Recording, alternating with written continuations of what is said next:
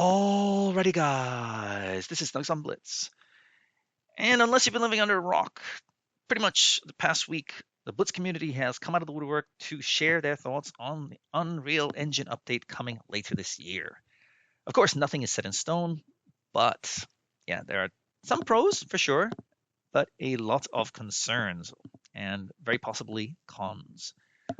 I'm going to share my thoughts. I wasn't going to do this video, but a lot of people have DM'd me. My clanmates have asked me questions. My longtime friends, hey, what do you think of this? What do you think of that? And the answer is, I don't know. I've watched some videos, of course, as I'm sure all of you have.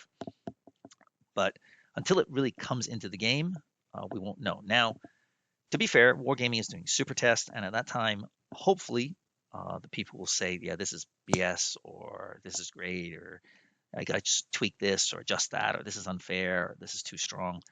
And Wargaming will listen. I say that because in years past, they have made a few mistakes. Of course, we all know about spare parts, which was a night freaking mare.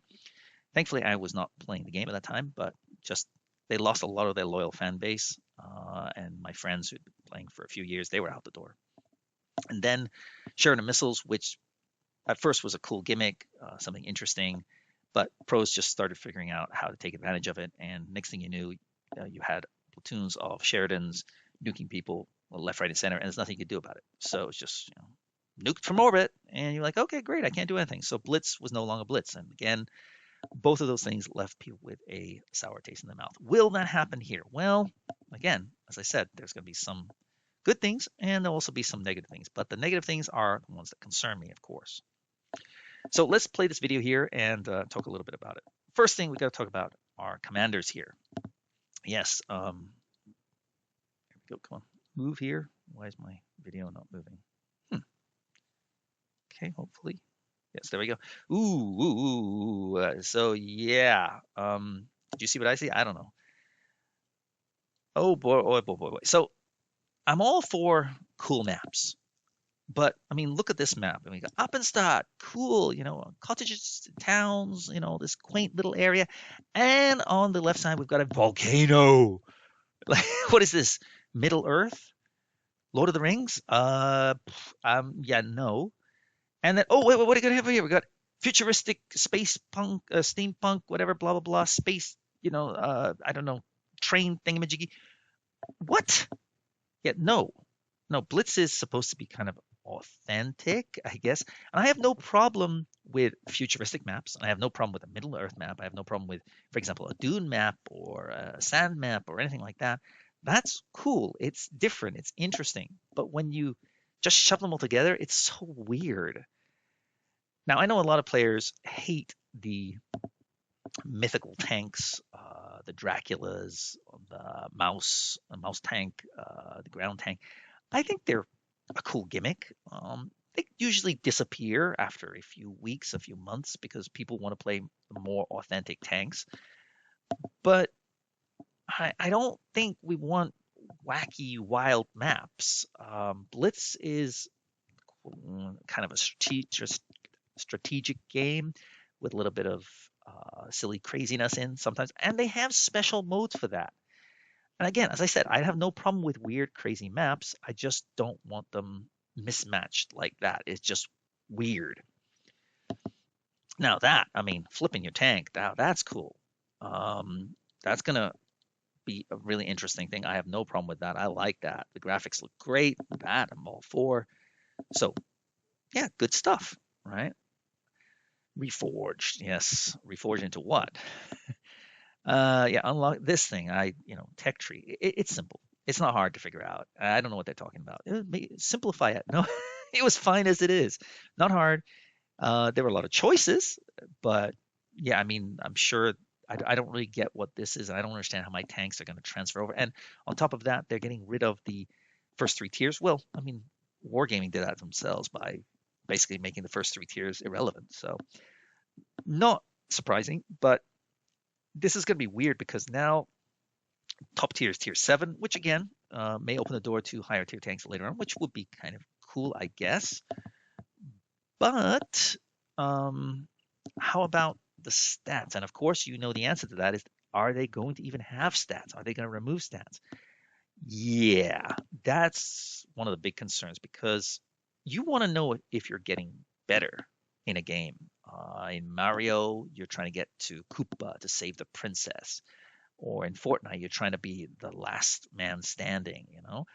People like awards, achievements, just winning a game and be like, yeah, I did well. Next game, I did well. I didn't do well. That's not enough.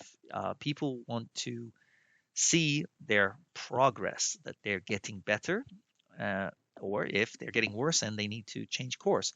So taking out stats is a huge no-no for most of my friends and myself included. Don't get me wrong, I like special modes because there are no stats. Just have a little bit of fun. And grinding tanks, that's great because grinding is a pain. But I also want to challenge myself. If I go into a 10v10 game and I lose 10 games in a row, I don't care. I mean, what? I had some fun. Maybe I won, maybe I lost. A little bit frustrated, but yeah, I mean, I don't feel anything.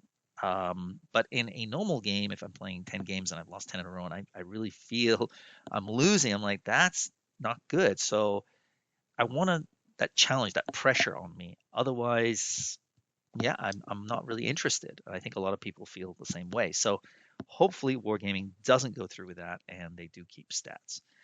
These three tanks together, I don't really know what they're doing. I don't really get it. And I don't know I don't know.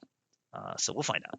Unique commanders. Again, um, unique commanders.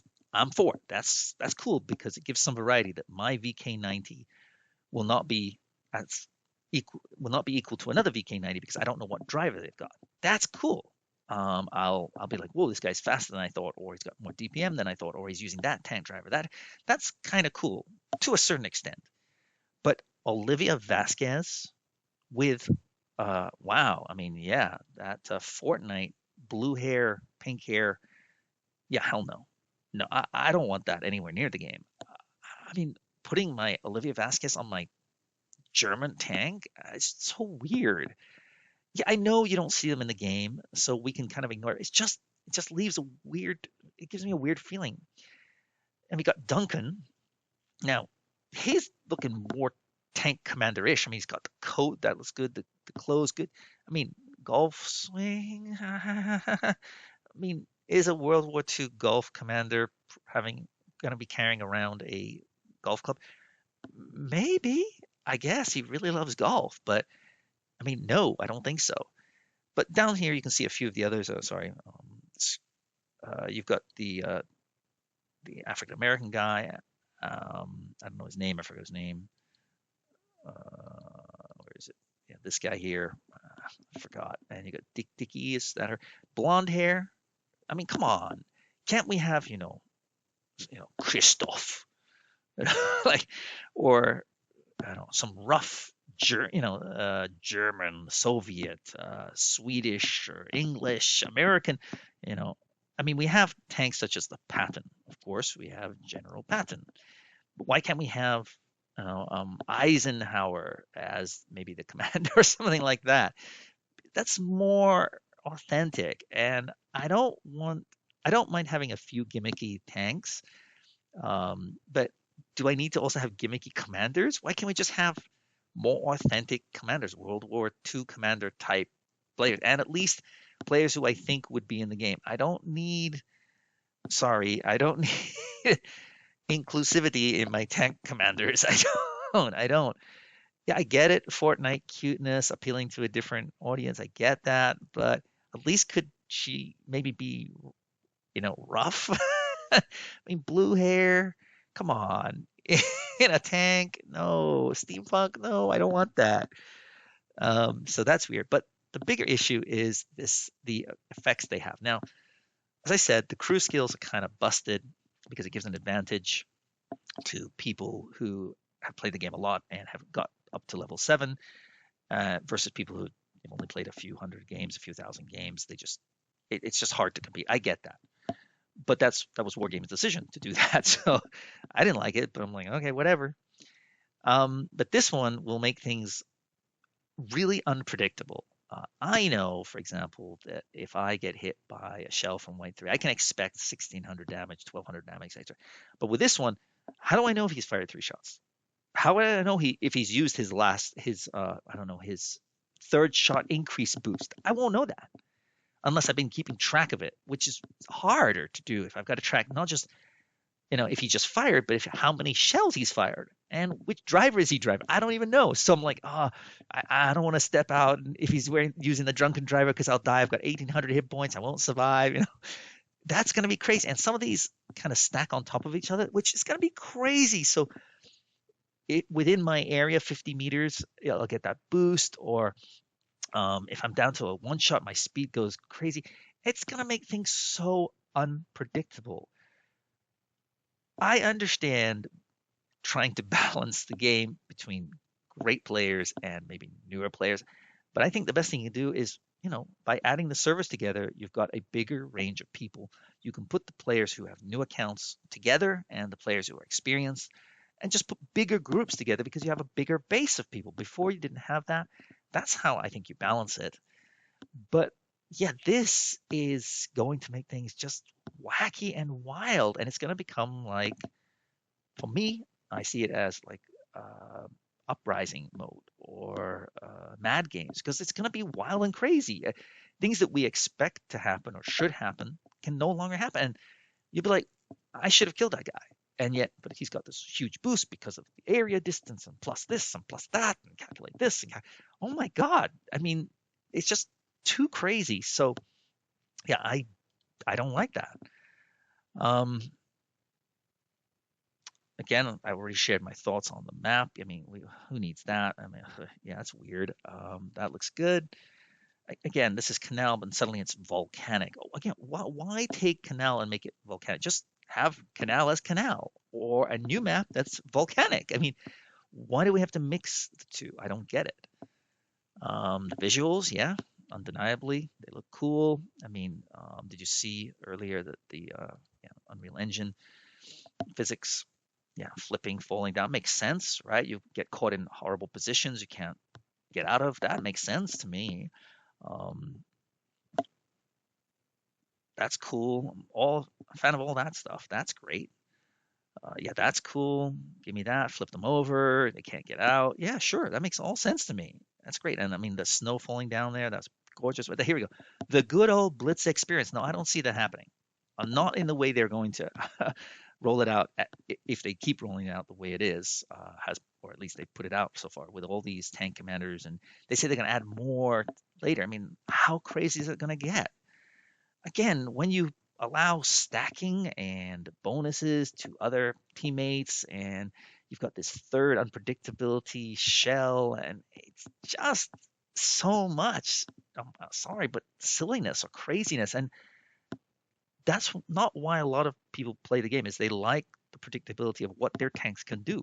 They know they can do this and that with them. But if you throw in all these bonuses, suddenly tanks can do all sorts of magical things, like go up walls or, you know, I don't know, fly through space. Again, in a special mode, that's fine. But in the normal mode, and then you take away stats, um, they say, we're excited. The community is not, or at least the loyal fan base is not. Are you? I'm concerned. I have my concerns. I just hope that Wargaming will listen to the people in Super Test and hopefully not mess things up. Because I just don't see this being Blitz anymore. Sorry, the Ultra Test, Super Test. My apologies. Yeah, let's. I like that word. Let's together, the community. But Drill said, I wish that Wargaming would talk to him or pros or sit down with people who have a lot of experience in the game or know this game or spent a lot of money on this game and want to see this game succeed. I don't know if that's going to happen, but we will see. I do think the crew skills need to be reworked. I'm not a fan of getting a tech tree that was easy and simple. The tier changes are silly. That's their own fault. I do think some new tiers would be cool, like a tier 11 or tier 12 in the future, maybe. I do like cool camos. I don't think making wacky maps is the answer. I don't think wild and craziness and unpredictability is what people want, because then it just becomes a silly game. And as I said, those game modes are great to have silly fun. And if you want to play those, knock yourself out. But I think a lot of people, especially people I know, the pros, the people who play this game, 30,000, 50,000, 80,000, they don't want silliness. They want good old Blitz with a few tweaks, a few improvements here and there. And yeah, they can go for that. But when you throw things in disarray, yeah, I can see a lot of people walking away from the game, at least people who have experience. Anyway, those are my thoughts. What do you think? Let me know in the comments below. I'd love to hear from you. And I'll see you next time. Snugs on Blitz out.